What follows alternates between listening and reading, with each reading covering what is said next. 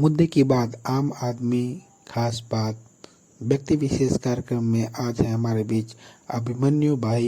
इनसे आज वार्ता करेंगे। पर्यावरण के क्षेत्र में इन्होंने अच्छा काम किया है। मुद्दे की बात आम आदमी खास बात। आज हमारे बीच में है अभिमन्यु भाई, जो बहुत ही पर्यावरण के बारे में काम किया है, नदी के बारे में काम किया है। आज हमारे समाज को एक संदेश देना चाहते हैं। मुद्दे की बात इनसे खास मुलाकात में वार्ता कर रहा है। अभिमन्यु का भाई, आपका स्वागत है। बहुत बहुत धन्यवाद आपको। और संदेश क्या दे सकता हूँ। मेरे सामने महात्मा गांधी की जो एक मूर्ति है और इस देश में क्या इस पूरे विश्व में एक जो संदेश उन्होंने अपने जीवन को जी कर दिया, उससे बड़ा संदेश तो कोई हो नहीं सकता। और हम जानते हैं, मानते नहीं हैं इस बात के लिए कि अगर धरती में पानी नहीं रहा, प्रकृति को हमने ठीक ढंग से संतुलित नहीं रखा, तो निश्चित तौर पे जीवन नहीं रहेगा। और बदलाव इस तरह के आएंगे कि पता चला कि बहुत सारी प्रजातियां खत्म हो जाएंगी। जलवायु परिवर्तन उसी का एक परिणाम है। और मेरा जो मानना है वो मानना यही है कि रोजगार का जो सवाल है इस पूरे भारत के अंदर जिस तरह से रोजगार का संकट पैदा हो रहा है, मैं कहना चाहता हूं कि फैक्ट्रियां रोजगार नहीं दे सकती। अगर कोई बात बन सकती है जीवन चलाने की तो पानी से, हवा से, अन्न से बनेगी। और अन्न कहाँ से मिलेगा? मिट्टी से मिलेगा। और जीवन कैसे चलेगा? वो हवा से चलेगा। हवा कहाँ से मिलेगी? इस प्रकृति और पेड़ों से मिलेगी। जल कहाँ से मिलेगा? पानी बनाने की मशीन जो है दुनिया में किसी के पास नहीं है। अगर पानी कोई बनाने की मशीन जो प्रकृति है, ये जंगल हैं और ये वनस्पतियां हैं। और हम विकास के इस मॉडल को, जिस मॉडल में हम खड़े हैं, उस मॉडल के तहत हम देख रहे हैं सारा का सारा जो तरीका जीवन जीने का है। और हम जितने प्रोडक्ट यूज कर रहे हैं तो वो कहीं ना कहीं हमारे पानी को बर्बाद कर रहे हैं, पानी को खत्म कर रहे हैं। और ऐसी स्थिति में हम सवाल करते हैं, हमारी जो विकास की अवधारणा का पर जो सवाल है वो ये है कि दो नाव में पैर नहीं रखे जा सकते। एक तरफ विनाश की नाव है और दूसरी तरफ जो है हमें सांसें कैसे मिलेंगी, उसकी एक नाव है। हम विनाश की नाव पर भी पैर रखे हैं, सांसें कैसे मिलेंगी इस पर भी पैर रखे हैं। और इस सरकार की जितनी भी योजनाएं हैं रोजगार को दिलाने वाली, उनमें दम नहीं है कि रोजगार दिला सकें। इस पार्क नहीं उनके अंदर, क्योंकि जिस तरीके का रोजगार वो देना चाहती हैं वो तरीके का रोजगार आदमी को मारने के उसमें है। और सरकार की योजना में जितने भी स्कीम्स हैं उसको ले पाना बड़ा कठिन है। इसलिए हम स्वावलंबी मॉडल की बात करते हैं। हमारा पोषण कैसे स्वावलंबी हो, हमारी पानी हमारा कैसे स्वावलंबी हो। हम अपनी जो नदियों में जो 75 साल पहले जो हमारी नदियां थी, अमृत उनमें आ रहा था, तो आज उन नदियों में जब देखेंगे तो अगर जैसे मैं काशी में आज खड़ा हुआ हूँ, कितने नाले यहाँ पर आते हैं और कितने नाले मिलते हैं जा करके, आज भी नदी पूरी की पूरी दूषित है। तो हमारे नदियों में अमृत नहीं है। जब अमृत नहीं है तो आप समझ सकते हैं कि हम, और वो पानी हम कहाँ से मिलता है? हम बाजार से खरीदते हैं पानी। ऐसी स्थिति में क्या हम इस देश के जो रोजगार और महंगाई के सवाल हैं, क्या हम उनको उत्तर दे सकते हैं? इसे स्वावलंबी, हमारा पानी का जो स्वावलंबन था, वो पानी का स्वावलंबन हमें अगर कहीं वापस मिल सकता है तो प्रकृति से मिल सकता है। इसलिए क्या बात होनी चाहिए, ये हर आदमी को सोचना है और इस पर विचार करना है। जैसा कि आप जानते हैं कि बेरोजगारी एक बहुत बड़ी विकराल रूप लेती जा रही है।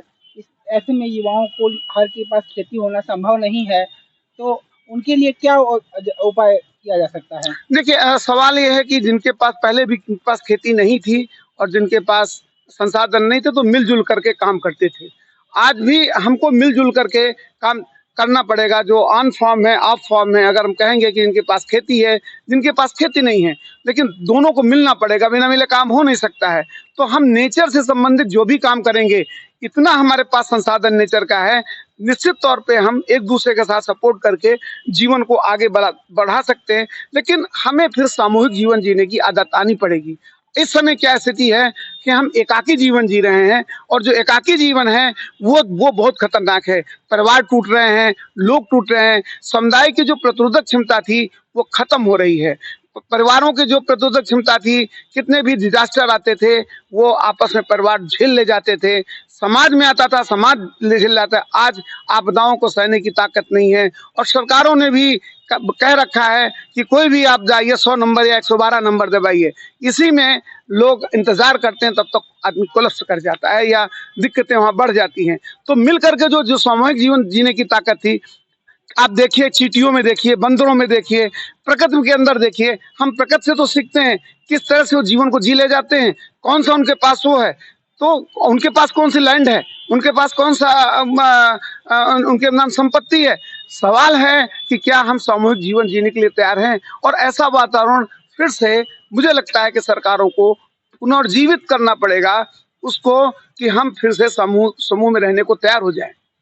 सरकारें नहीं सुनती हैं, तमाम आंदोलन होते हैं, तमाम गतिविधियां होती हैं, बहुत सारी सामाजिक संस्थाएं, गांधी विचारक अपने विचार रखते हैं, लेकिन सरकारें बहरी होती जा रही हैं।